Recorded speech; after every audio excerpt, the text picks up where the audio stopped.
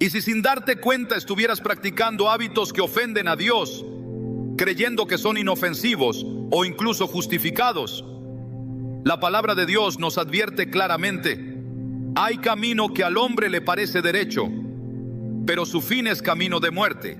Proverbios 14:12. Este versículo nos confronta con una verdad incómoda. No todo lo que parece correcto a nuestros ojos lo es a los ojos de Dios. Muchos cristianos adoptan costumbres que, lejos de edificar su espíritu, los atan a cadenas espirituales ocultas. Hoy veremos cómo ciertas prácticas cotidianas, aparentemente inocentes, en realidad reflejan hábitos satánicos que minan nuestra relación con Dios y nos desvían de su propósito. Revelaremos los comportamientos que contaminan tu alma sin que lo notes, y te mostraremos cómo romper con ellos para caminar en verdadera libertad espiritual. ¿Estás listo para entender lo que Dios tiene reservado para ti y liberarte de lo que te aleja de Él? ¿Alguna vez te has preguntado por qué hay cristianos que oran, ayunan, asisten a la iglesia, pero siguen sintiéndose vacíos, derrotados y atados? ¿Cómo es posible que una vida aparentemente entregada a Dios esté plagada de estancamiento espiritual? La respuesta, aunque incómoda, es urgente. Muchos están viviendo bajo hábitos que parecen piadosos, pero que en realidad son satánicos disfrazados de espiritualidad. Uno de los más peligrosos y más comunes es justificar el pecado con frases espirituales. Y lo más alarmante es que no siempre lo hacemos con malicia. A veces simplemente nos engañamos a nosotros mismos, repitiendo frases que suenan bíblicas, pero que en realidad son la herramienta perfecta del enemigo para mantenernos cómodamente atados. Dios conoce mi corazón. ¿Cuántas veces lo has dicho o escuchado para suavizar un error? Esta frase, aunque cierta en su origen, se ha convertido en una muletilla para evadir el arrepentimiento. Jeremías 17:9 nos advierte: engañoso es el corazón más que todas las cosas y perverso. ¿Quién lo conocerá? Este versículo no está diciendo que el corazón es débil o influenciable, está diciendo que es perverso, que no podemos confiar en él como excusa, que usarlo como defensa es como construir una casa sobre arena. El enemigo no necesita destruir a un cristiano que se justifica, solo necesita convencerlo de que está bien como está. Este hábito se infiltra de forma casi imperceptible. Comienza con pequeñas concesiones, una conversación indebida que justificas con solo estoy ayudando, una película cargada de impureza que toleras diciendo sé discernir lo que veo, una reacción de ira que excusas con es que Dios me hizo con carácter fuerte. Y así, lo que comenzó como una grieta se convierte en un portal. Lo que parecía inofensivo se transforma en una fortaleza espiritual construida por el mismo enemigo. Jesús dijo en Mateo 15:8: este pueblo me honra con los labios, pero su corazón está lejos de mí. No hablaba de ateos, hablaba de gente religiosa, de personas que conocían las escrituras, que ayunaban, que enseñaban, pero cuyo corazón estaba desconectado del propósito divino, porque el conocimiento sin obediencia solo engendra orgullo espiritual. En las iglesias, este hábito ha echado raíces profundas. Se confunde la gracia con permiso para pecar. Se predica el amor de Dios sin mencionar su justicia. Y se forma una generación que quiere a Cristo como Salvador, pero no como Señor. Porque Señor implica obediencia. Señor implica renuncia. Señor implica decir no al pecado incluso cuando todo tu cuerpo grita sí. La Biblia no suaviza la verdad para no herir nuestros sentimientos. La Biblia no dice, si te parece bien, deja el pecado. Dice, sed santos, porque yo soy santo. 1 Pedro 1:16. Y cuando tergiversamos esto con frases bonitas, estamos participando de un hábito profundamente destructivo. Usar lo espiritual como escudo para seguir viviendo en la carne. Recuerdo el caso de un joven que constantemente caía en relaciones sexuales fuera del matrimonio. Siempre volvía a la iglesia arrepentido, llorando, diciendo que necesitaba ayuda. Pero con el tiempo Comenzó a justificar sus caídas diciendo: Dios sabe que estoy solo y Él conoce mi corazón. Lo decía con sinceridad, pero no con verdad, porque la sinceridad no equivale a santidad. La sinceridad puede estar basada en una mentira bien contada, y eso fue lo que ocurrió. Terminó alejándose de la iglesia, de la palabra, de todo, porque mientras no enfrentó el pecado con el nombre que tenía, rebelión, lo trató como debilidad. Y una debilidad aceptada se convierte en una costumbre. Y una costumbre que justifica el pecado no es una debilidad, es una alianza con el enemigo. Pablo, en Romanos 6, 1, 2, confronta esto de manera directa. ¿Qué diremos entonces? ¿Continuaremos en pecado para que la gracia abunde? De ninguna manera. Nosotros que hemos muerto al pecado, ¿cómo viviremos aún en él? Aquí la Escritura destruye de raíz cualquier intento de disfrazar el pecado con la gracia. No hay compatibilidad entre la vida en el Espíritu y una mentalidad que minimiza el pecado. Cuando un creyente dice: Dios conoce mi lucha, pero no toma medidas para cambiar, no está luchando, está tolerando. Y tolerar el pecado es hacerle espacio al enemigo en lo más sagrado de tu alma. El hábito de justificar el pecado no solo distorsiona nuestra percepción del bien y del mal, sino que entorpece nuestra relación con Dios. Isaías 59:2 dice: Vuestras iniquidades han hecho división entre vosotros y vuestro Dios, y vuestros pecados han hecho ocultar de vosotros su rostro para no oír. No es que Dios no quiera escucharte, es que el pecado no confesado bloquea la comunicación. Puedes orar, puedes ayunar, puedes cantar, pero si hay pecado no confrontado y justificado con frases vacías, el cielo permanece cerrado y el alma comienza a secarse como una rama separada del árbol. Una mujer vino una vez al ministerio con una carga muy grande. Había sido infiel a su esposo y llevaba años en silencio, convencida de que mientras orara y se portara bien, todo estaba cubierto. Ya lo dejé atrás, decía, y Dios conoce mi corazón. Pero su matrimonio estaba seco, su relación con Dios era fría y su salud emocional colapsaba. Cuando finalmente confesó su pecado y lo expuso a la luz, algo cambió. El arrepentimiento rompió la atadura, porque el enemigo opera en la oscuridad, pero la luz de Cristo lo desarma. Primero Juan 1:9 nos da una promesa poderosa. Si confesamos nuestros pecados, Él es fiel y justo para perdonar nuestros pecados y limpiarnos de toda maldad. Pero la confesión requiere verdad, no medias verdades, no frases bonitas, verdad. Jesús no murió en la cruz para que justificáramos el pecado, murió para que fuéramos libres de él. En Juan 8:36 leemos: Así que si el Hijo os libertare, seréis verdaderamente libres. No hay libertad en el autoengaño, no hay libertad en la negación. La verdadera libertad comienza cuando dejas de usar el lenguaje espiritual como excusa y comienzas a usarlo como espada. Cuando dejas de decir Dios me entiende para decir Dios me santifica. Cuando cambias el nadie es perfecto por todo lo puedo en Cristo que me fortalece. Filipenses 4:13. Porque el primer paso hacia la victoria es llamar al pecado por su nombre y al Salvador por el suyo. En la parábola del fariseo y el publicano, Jesús revela dos actitudes frente al pecado. El fariseo justificaba su vida, comparándose con otros. Te doy gracias porque no soy como los demás.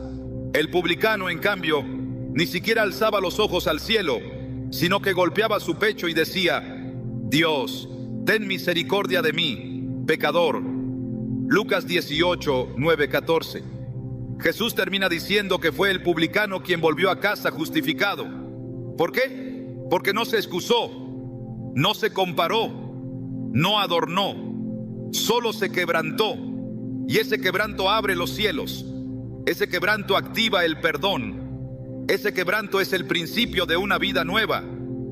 Este hábito satánico, porque eso es lo que es, no siempre se manifiesta con rebeldía directa. Muchas veces toma la forma de religiosidad pasiva. Personas que oran, pero no obedecen. que cantan pero no se rinden, que predican pero no se arrepienten. Jesús advirtió en Mateo 7, 22, 23: muchos me dirán en aquel día: Señor, Señor, ¿no profetizamos en tu nombre? Y entonces les declararé: nunca os conocí, apartaos de mí, hacedores de maldad. No les negó su actividad espiritual, les negó su comunión, porque lo que Dios busca no es rendimiento externo, sino transformación interna. El enemigo no necesita que dejes la iglesia, solo necesita que sigas asistiendo mientras justificas tus pecados. Así mantiene tu alma tibia.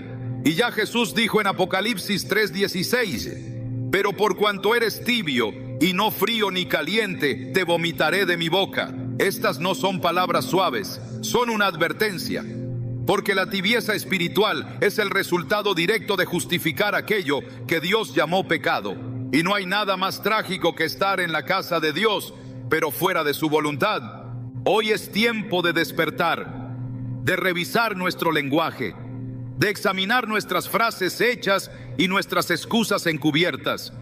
Es tiempo de dejar de decir Dios me entiende y empezar a decir Dios me está llamando al arrepentimiento. De dejar de decir todos fallamos y empezar a decir quiero ser transformado, porque hasta que no abandonemos el hábito de justificar el pecado, no podremos experimentar la plenitud del poder de Dios en nuestras vidas.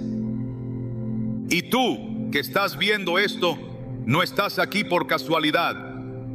Dios está usando estas palabras para tocar una área que quizás has guardado, defendido o incluso espiritualizado. Pero hoy, si escuchas su voz, no endurezcas tu corazón. Hoy es el día para soltar las excusas, renunciar a las frases que te han atado y correr a los pies del que no solo perdona, sino transforma. El mismo Jesús que levantó al paralítico, que perdonó a la adúltera, que restauró a Pedro, está aquí ahora, esperando que digas la frase más poderosa que puede romper cualquier hábito: Señor, me rindo, cámbiame, hazme nuevo. ¿Estás listo para comenzar una vida donde la verdad te haga libre? Entonces deja atrás el lenguaje del engaño y abraza el poder de una fe obediente. Porque cuando dejas de justificar tu pecado, empiezas a justificar tu propósito. Y ese es el comienzo de una transformación que no solo impactará tu vida, sino también la de todos los que te rodean. Hay puertas que no se abren con llaves, sino con hábitos. Y lo que muchos cristianos no comprenden es que ciertas puertas no solo se abren hacia el cielo, también pueden abrirse hacia la oscuridad. Una de las más ignoradas pero más efectivas estrategias del enemigo es contaminar el alma a través del entretenimiento. Porque lo que ves, lo que oyes, lo que consumes a diario, forma tu interior mucho antes de que te des cuenta. Y cuando ese contenido está impregnado de violencia, lujuria, idolatría o burla a lo sagrado, lo que parece inofensivo se convierte en un canal directo de influencia espiritual. No se trata de legalismo, se trata de vigilancia espiritual. Proverbios 4:23 nos lo advierte con urgencia. Sobre toda cosa guardada, guarda tu corazón, porque de él mana la vida. Lo que entra por los ojos y oídos no se queda en la superficie, desciende, se instala y moldea el corazón. Y cuando el corazón se contamina, la vida entera se contamina. El enemigo ya no necesita persecución ni cárceles para silenciar al pueblo de Dios.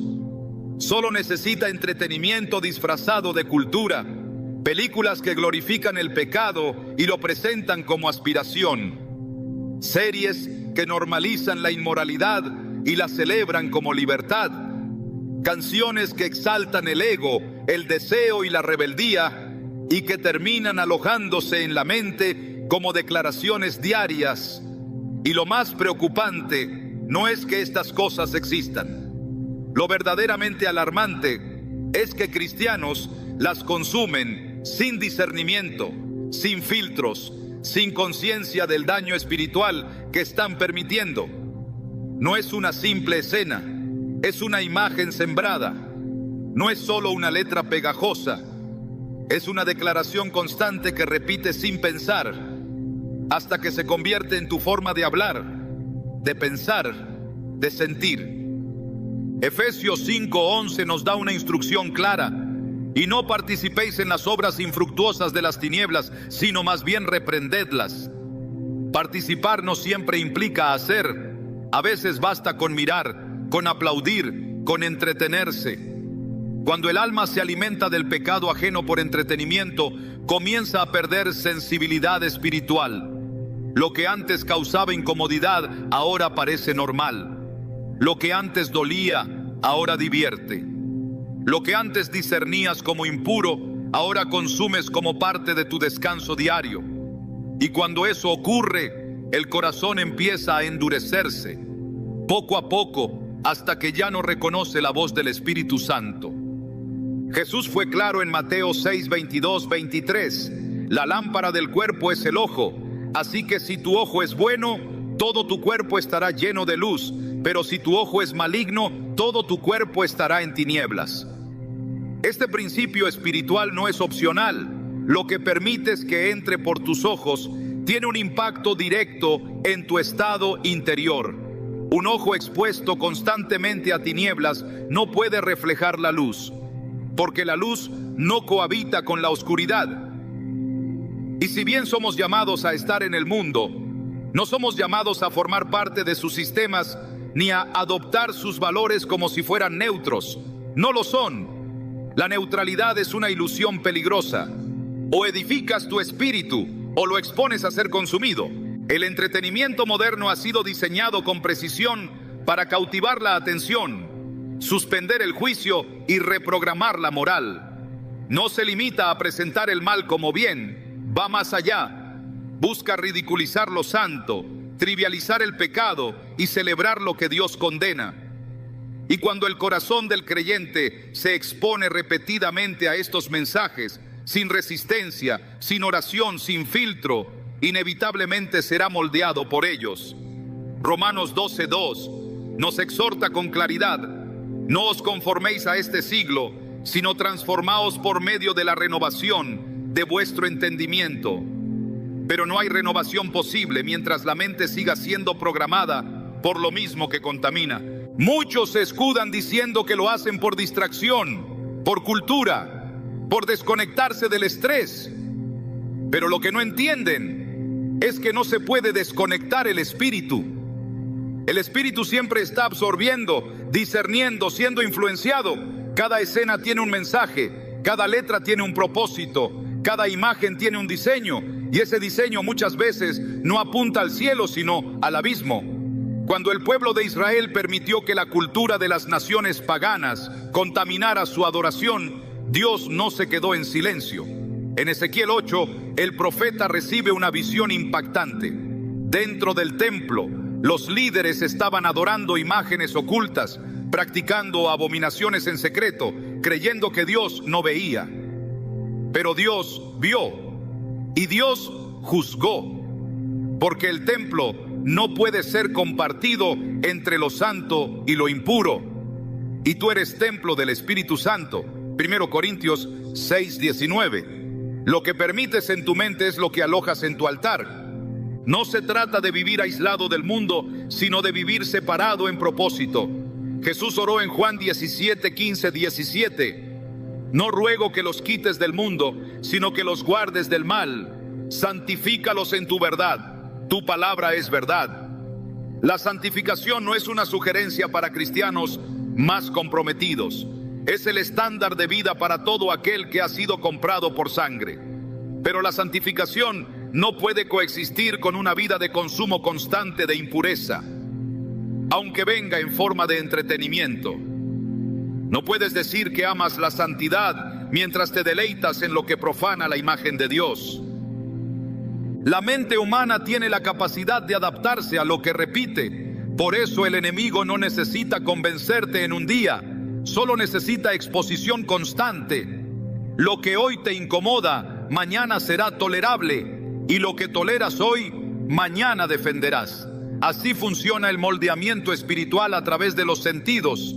Por eso la Biblia insiste una y otra vez en la vigilancia. Primero Pedro 5:8 nos dice: sed sobrios y velad, porque vuestro adversario el diablo, como león rugiente, anda alrededor buscando a quien devorar. Un creyente sobrio no se alimenta de lo que el diablo produce. Un creyente que vela no se entretiene con lo que el infierno celebra. El problema no es solo lo que consumes, sino lo que dejas de consumir como consecuencia. Porque mientras llenas tu mente de voces externas, pierdes sensibilidad a la voz de Dios. Mientras tu alma se sacia de entretenimiento vacío, pierde hambre por la palabra. Y cuando el espíritu se debilita, la carne toma el control. Gálatas 5:17 lo expone sin ambigüedades. Porque el deseo de la carne es contra el espíritu, y el del espíritu es contra la carne, y estos se oponen entre sí. No se puede alimentar la carne y esperar que el espíritu venza. No se puede sembrar desorden y cosechar paz. El Señor sigue buscando un pueblo apartado, un pueblo que sepa decir no a lo que contamina, aunque todos digan sí. Un pueblo que entienda que su tiempo, su atención, sus sentidos no son propiedad pública, sino territorio sagrado. Porque lo que ves hoy se transforma en lo que piensas mañana. Y lo que piensas se convierte en lo que decides. Y lo que decides en lo que vives. Por eso Filipenses 4:8 nos llaman a enfocar la mente en lo puro, lo justo, lo amable, lo digno de alabanza. Porque la mente es campo de batalla, y quien gana allí, gana la guerra. Dios no nos llama a vivir bajo reglas muertas, nos llama a caminar en libertad real. Pero la libertad no es hacer lo que quieras, es tener la capacidad de decirle no a lo que te esclaviza. Juan 8:34 dice: todo aquel que hace pecado, esclavo es del pecado. Y cuando el pecado entra a través del entretenimiento disfrazado, su propósito sigue siendo el mismo: esclavizar. Por eso, el llamado de hoy no es a legalismo, sino a libertad. No es a condenación, sino a vigilancia. No es a aislamiento, sino a santidad. Muchos quieren fuego en el altar sin limpieza en el templo, unción sin obediencia, intimidad con Dios sin separación del mundo. Pero Dios no se manifiesta donde hay mezcla. Él habita donde hay rendición. 2 Corintios 6:17 declara con autoridad: salid de en medio de ellos y apartaos, dice el Señor, y no toquéis lo inmundo, y yo os recibiré. No hay presencia sin pureza, no hay poder sin separación. El mismo Dios que derrama gracia exige santidad. Y no porque quiera restringirte, sino porque sabe que lo impuro destruye lo eterno.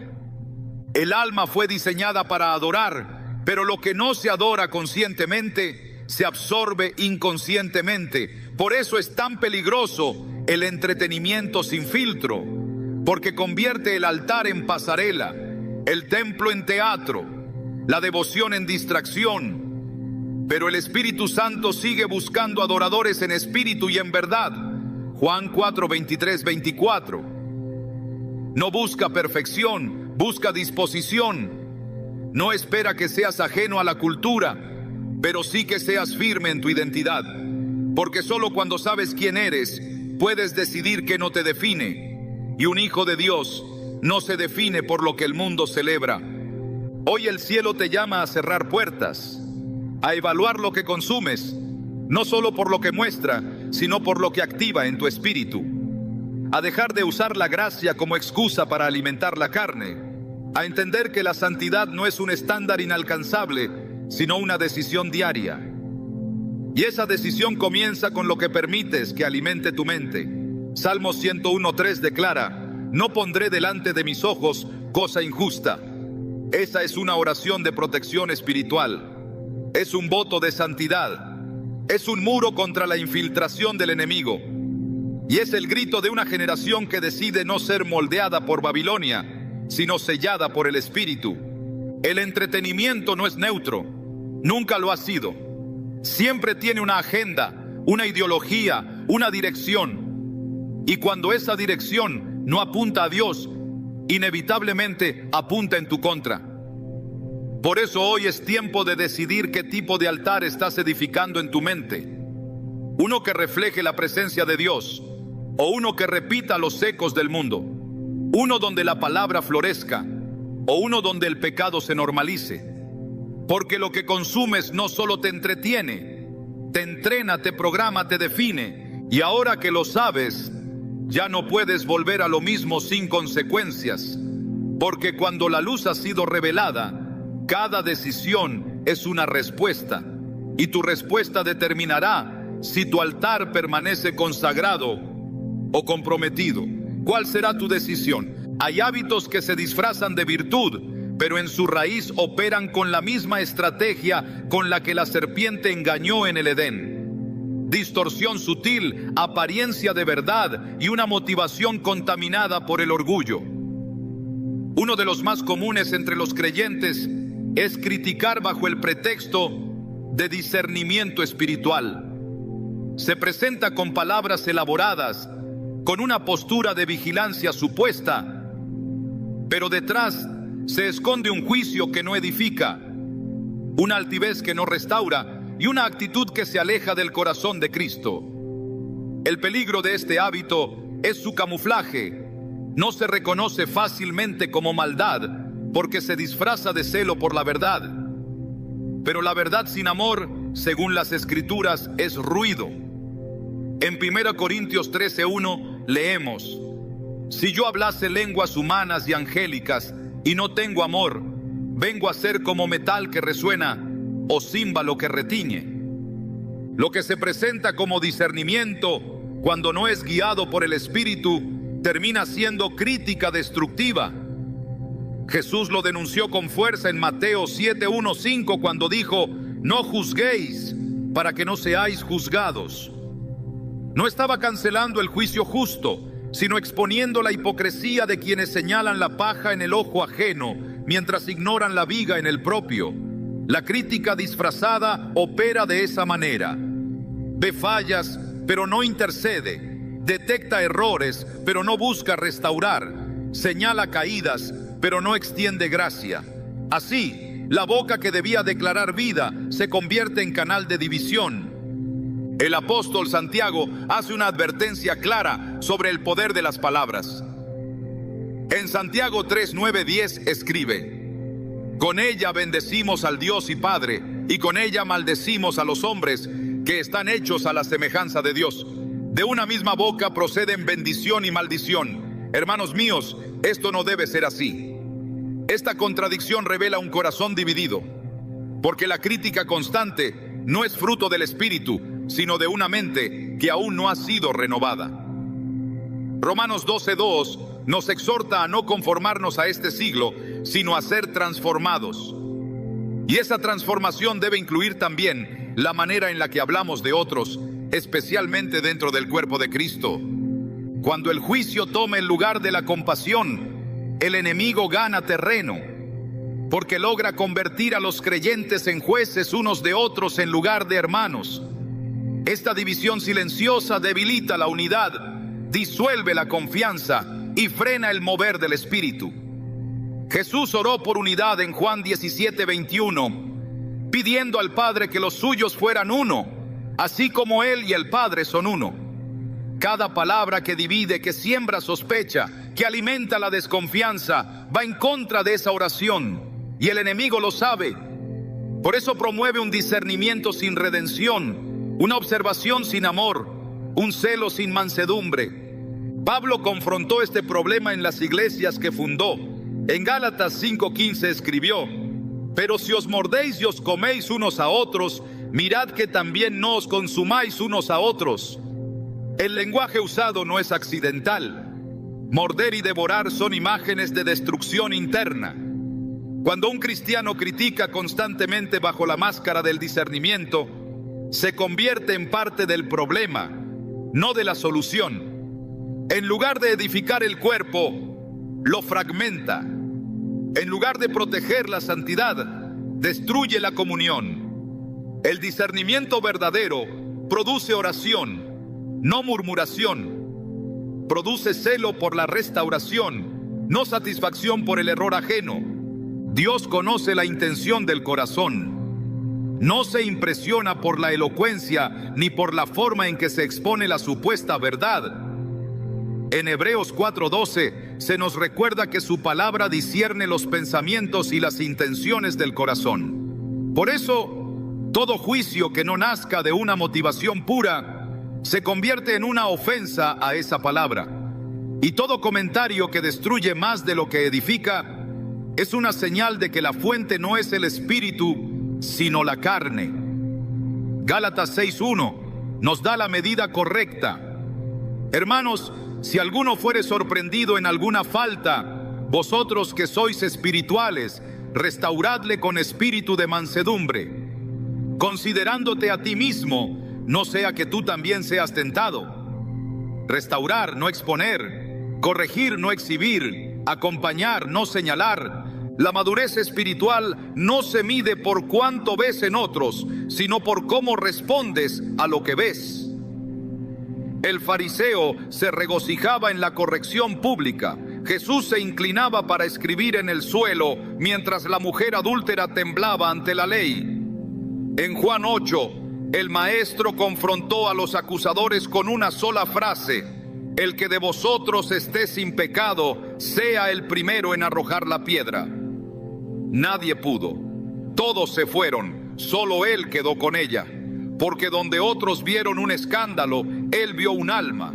Y esa es la diferencia entre la crítica disfrazada y el discernimiento ungido. Una destruye, el otro salva. El cuerpo de Cristo ha sido llamado a ser luz y sal. Pero cuando la crítica domina la conversación, la sal pierde su sabor y la luz se apaga. Efesios 4:29 nos instruye: ninguna palabra corrompida salga de vuestra boca, sino la que sea buena para la necesaria edificación, a fin de dar gracia a los oyentes. La crítica no edifica, la gracia sí, y la edificación requiere intencionalidad, humildad, dependencia constante del Espíritu Santo. No es una opinión bien articulada lo que transforma, es una palabra nacida de la comunión con Dios. Muchos caen en este hábito por celo mal dirigido. Confunden responsabilidad con derecho. Piensan que ver el error en otros les otorga autoridad para hablar, cuando en realidad la autoridad espiritual no viene por lo que ves, sino por lo que cargas en secreto con Dios. Jesús podía confrontar porque primero oraba, podía reprender porque primero amaba, podía corregir porque primero cargaba, y cada palabra que salía de su boca estaba impregnada de eternidad, porque no hablaba desde el alma, sino desde el espíritu. El juicio carnal está siempre apurado, busca exponer, mostrar, tener razón. El discernimiento verdadero espera, ora, analiza a la luz de la palabra y responde con mansedumbre. En Proverbios 10:19 se nos da una advertencia precisa: en las muchas palabras no falta pecado, mas el que refrena sus labios es prudente. Refrenar no es callar por miedo, es discernir el momento de hablar. Es entender que cada palabra tiene un peso y que ese peso puede levantar o derribar. No se trata de ignorar el pecado, sino de saber cómo tratarlo. Porque no todo el que ve está listo para corregir. Solo aquellos que han aprendido a mirar como mira el cielo. Jesús confrontó a los escribas y fariseos por su hipocresía, no por su discernimiento. En Mateo 23:27 los llamó sepulcros blanqueados, que por fuera parecen limpios, pero por dentro están llenos de huesos de muerte. La crítica sin arrepentimiento interno es eso: apariencia religiosa pero sin vida. Discernir es mirar desde el espíritu, criticar es mirar desde el ego. Una edifica, la otra destruye. Una busca restaurar al caído, la otra solo busca confirmación de su caída. Pablo exhortó a la iglesia a guardar la unidad del espíritu en el vínculo de la paz. No hay unidad donde reina la crítica. No hay paz donde lo que se habla no pasa por el filtro de la gracia. No hay edificación cuando lo que se dice no busca elevar.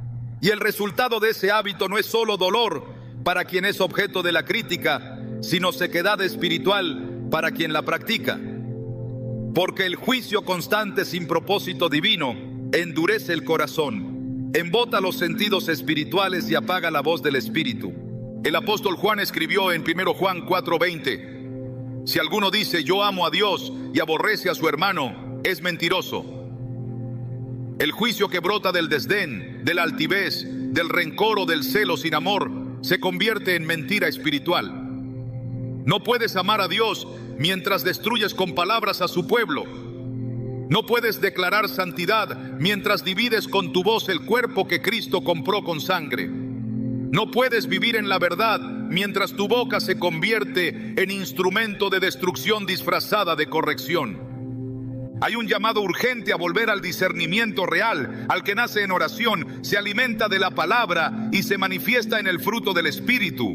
Gálatas 5, 22, 23 describe ese fruto: amor, gozo, paz, paciencia, benignidad, bondad, fe, mansedumbre, dominio propio. Nada de eso se encuentra en la crítica disfrazada. Todo eso abunda en el verdadero discernimiento, porque el Espíritu Santo no actúa para exhibir errores, sino para glorificar a Cristo y transformar vidas. Todo lo que no cumpla ese propósito no viene del cielo. Y si el cuerpo de Cristo quiere ser eficaz en esta generación, debe dejar de dispararse internamente con juicios malintencionados. Debe dejar de justificar su altivez espiritual bajo la excusa de decir la verdad, porque la verdad sin compasión no es completa, y la verdad sin propósito de restauración no refleja a Cristo. Él vino a buscar y salvar lo que se había perdido. No vino a destruir, sino a levantar. No vino a condenar, sino a redimir. Hoy, el Espíritu llama a silenciar voces críticas que no sanan, a cerrar labios que hieren más de lo que curan, a revisar intenciones y palabras a la luz de la cruz, porque en la cruz no hubo juicio contra el pecador, hubo redención, no hubo acusación, hubo intercesión. Jesús no gritó desde el madero: mira a los pecadores, clamó: Padre, perdónalos, porque no saben lo que hacen. Esa es la voz que transforma, esa es la voz que redime, esa es la voz que el mundo necesita escuchar a través de la iglesia. Y esa voz solo puede salir de un corazón limpio, rendido, transformado. Un corazón que ha decidido no ser instrumento de división, sino canal de restauración. Un corazón que en lugar de criticar ora, que en lugar de acusar intercede, que en lugar de murmurar edifica. Porque el que ha sido alcanzado por la gracia no puede vivir con los labios llenos de juicio, solo con los labios llenos de verdad, dicha con amor, con poder, con dirección del cielo. Ese es el llamado, esa es la corrección, esa es la decisión. El alma que ha conocido a Dios no puede conformarse con vivir en incertidumbre. Pero en la búsqueda de dirección, muchos creyentes han sido atrapados en un hábito que parece espiritual, pero que en realidad es una trampa que neutraliza la obediencia. Buscar señales antes que actuar según la palabra. Es una costumbre que se ha infiltrado con fuerza en la vida de muchos cristianos, no como un acto de desobediencia abierta, sino como una espera disfrazada de devoción. Quien cae en ella no siempre se da cuenta de que está poniendo condiciones a Dios, esperando una confirmación sobrenatural para obedecer lo que ya ha sido claramente dicho. Esta es una de las formas más sutiles de incredulidad, porque se viste de oración, pero su raíz es desconfianza. Se presenta como dependencia espiritual, pero su esencia es resistencia interna. Dios ha hablado con claridad en su palabra. Ha establecido principios eternos que no dependen de una emoción, un sueño o una revelación adicional para ser obedecidos. Sin embargo, muchos cristianos permanecen paralizados, esperando que el cielo les repita lo que ya fue declarado. No están esperando dirección, están evitando responsabilidad. Lucas 11:28 presenta la respuesta de Jesús a una mujer que lo alabó. Bienaventurados los que oyen la palabra de Dios y la guardan. El énfasis no está en los que reciben nuevas revelaciones, sino en los que obedecen lo que ya fue revelado. El problema de buscar señales no está en que Dios no pueda darlas. Él es soberano. Ha hablado por sueños, visiones, ángeles y milagros. Pero cuando esa búsqueda reemplaza la obediencia directa, se convierte en una barrera espiritual. El pueblo de Israel cayó una y otra vez en ese error.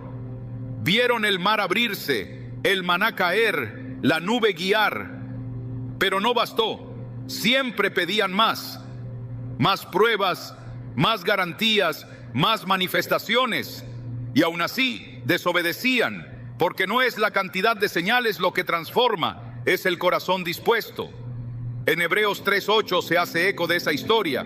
No endurezcáis vuestros corazones como en la provocación, en el día de la tentación en el desierto. La insistencia en nuevas señales revela corazones que han perdido sensibilidad a la voz que ya habló. Dios no se contradice. Él no cambiará su palabra para ajustarse a nuestra inseguridad.